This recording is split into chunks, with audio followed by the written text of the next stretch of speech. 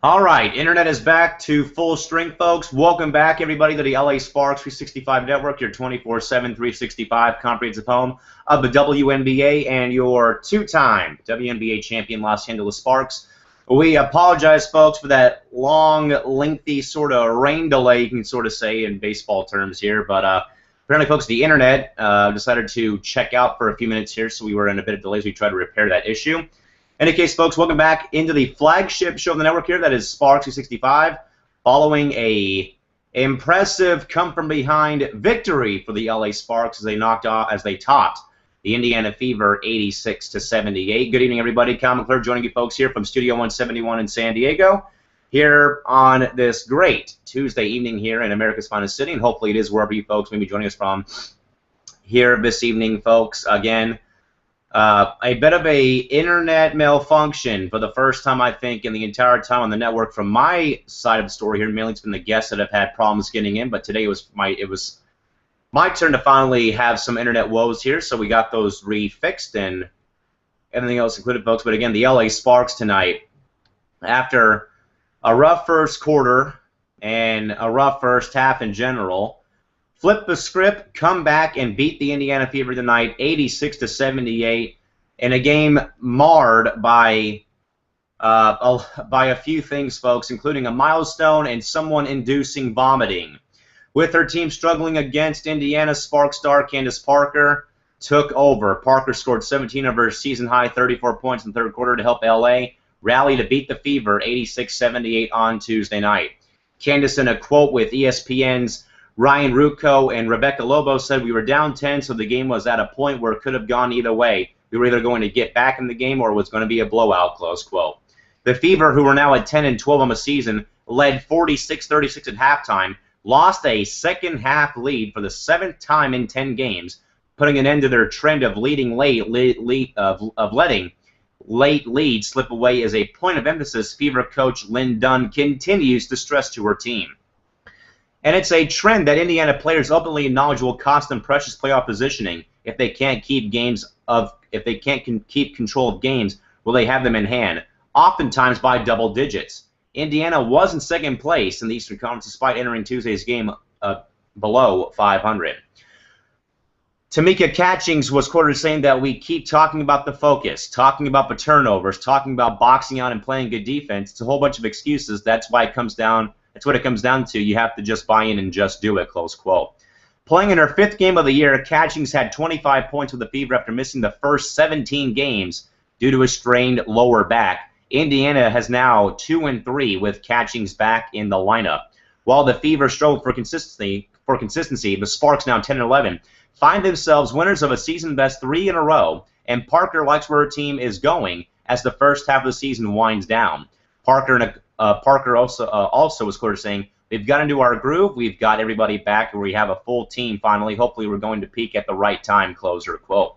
Indiana starting point guard Brianna January was announced as a reserve for the Eastern Conference in Saturday's All-Star game. She missed Tuesday's game, though, with a bruised right knee.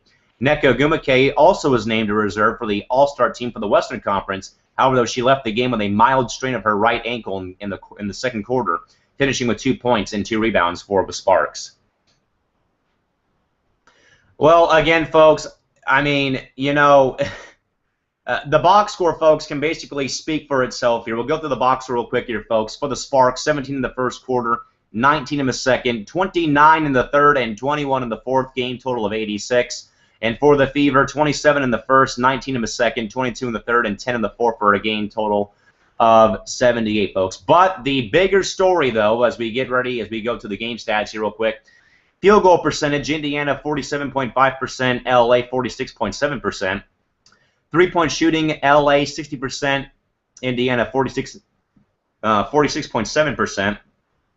Free throw shooting, where the Sparks on Sunday went 23 for 23 on Sunday. Finally missed a few tonight. They shot 85%, Indiana 81.2%. Other stats to note tonight: total rebounds, LA 8, Indiana 3. 11-10 LA offensive rebounds, 15-12 Indiana in the turnover department, 6-5 fast break points for the Sparks. The basically the game, LA led by as much as 8. Indiana relinquished a 13-point lead in points in the paint, 32 for Indiana. and 28 for Los Angeles. But, folks, the bigger story of the night involving the person right there, that would be the MVP, Candace Parker, folks, dropping 34 points in the game tonight, folks, which also sent Candace Parker over the 3,000-point cliff today. She needed 24. She got 34. So, Candace Parker, congratulations to the reigning MVP and to LA's original CP3, Candace Parker, on eclipsing the 3,000-point plateau and 3,000-point mark. Other stats, again, Parker 34 points. 2 players tied with 6 rebounds with the Sparks. Christy Tolliver 4 assists. Lindsey Harding 3 steals, and Parker also had 2 blocks.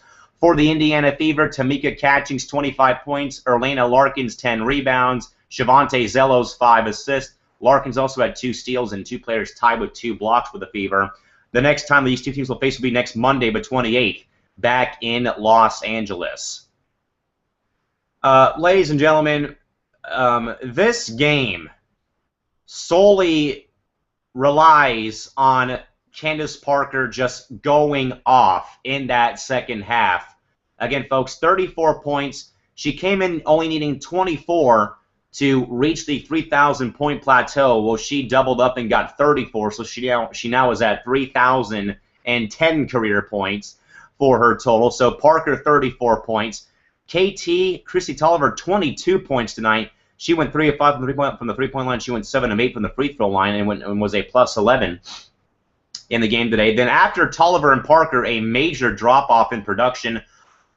Other numbers here, Jantel Lavender, 8 points tonight, and a bit of an off shooting night. Lindsey Harding, or Mitzi Harrington, also had 6 points tonight.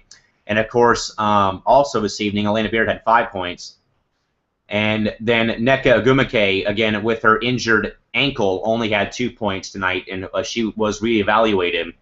And will perhaps sit out Thursday's game. Perhaps we'll see what happens, and we will see what occurs. For the Indiana Fever, in a game that they let slip away, Tamika Catchings 25 points, Marissa Coleman 16 points as well in her first game versus LA. Shavonte Zellos 16 points as well. Claren Dawn also had 9 for Indiana. Karina Christmas and Lynetta Kaiser only had 2. And then Erlena Larkins had 8. Other than that, Maggie Lucas, Natasha Howard, and Carter with no points this evening. Final line, the final scores here, or the final scoring summary. There were 6 different lead changes. 7 times the teams were tied. The game was played at the Bankers Life Fieldhouse in Indianapolis, Indiana. Officials in the game were Michael Price, Denise Brooks, and Kevin Sperrick. Attendance tonight, 7,835. Time in the game, 2 hours even from Indiana. Again, folks, solely tonight is going to be remembered for just basically Candace Parker taking over this game in the second half. Again, a season-high 34 points, had 17 of them in the second half, and basically told the team to hop on her back and she'd carry them to the finish line this evening. So again, Candace Parker, tonight's player of the game, 34 points, and also eclipsing the 3,000-point total as well for herself again this evening. And by the way, Faria Abdi, Nikki Green did not play tonight due to coaches' decisions.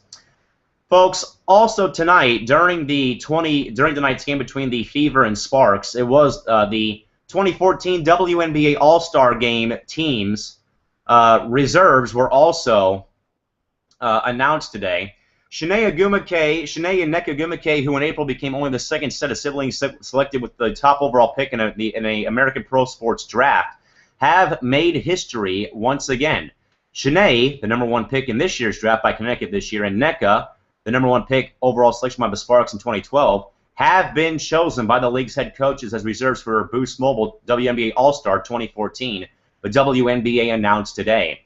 With that, Shanae, who will be making her first All-Star appearance, and Nneka, who will be making her second, became the first pair of sisters ever selected to participate in the WNBA's All-Star event.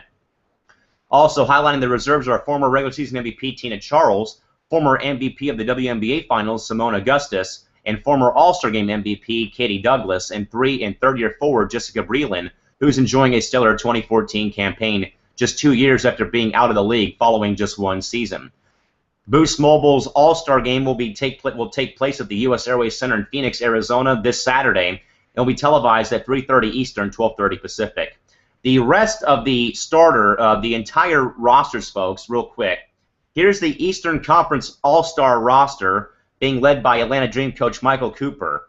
Jessica Breland from Chicago, Tamika Catchings of Indiana, Tina Charles of New York, Elena Deladon of Chicago, Erica DeSosa of Atlanta, Katie Douglas of Connecticut, Brianna January of Indiana, Angel McCautry of Atlanta, Shania Gumake from Connecticut, Kathy Pondexter of New York, and Shawnee Schimmel from Atlanta.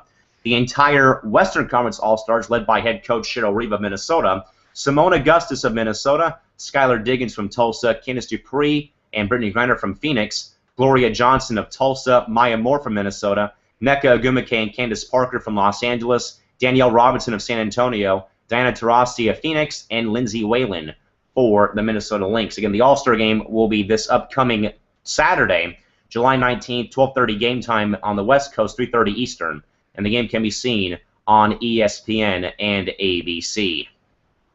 So again, folks, the WNBA All-Star Game again this Saturday. Again, we'll get to the scores real quick here, folks, before we cut out here for the night. Final scores tonight in the WNBA: Connecticut 86, Seattle 63, LA 86, and Indiana 78. And the Fever win their 11th consecutive game. They beat Washington 90-78. All right, folks, to the standings real quick before we do cut out here for the night. The updated standings in the WNBA Eastern Conference: Atlanta 15-5. Indiana holding on to second place, folks. By the way, just letting folks know that everybody below Atlanta, teams 2 through 6, are all below 500. Indiana 10-12, Connecticut 10-13, Washington 9-13, Chicago 8-13, and New York 7-13 on the season. And in the WNBA Western Conference, Phoenix 17-3, a 11-game winning streak, 12-2 against conference opponents. Minnesota 16-6, 2 games out. San Antonio 11-11, 7 back. LA 10-11, 7.5 games back. Seattle 9-15, 10 back. And Tulsa 7-14, 10.5 games out. But again, the story, though, is the Phoenix Mercury, with their 11th straight win, are only 7 victories away from tying the longest WNBA winning streak held by the LA Sparks during that 2001 season when the Sparks won 18 in a row. So the Mercury are 7 away from the longest winning streak, at least tying the longest winning streak in WNBA history.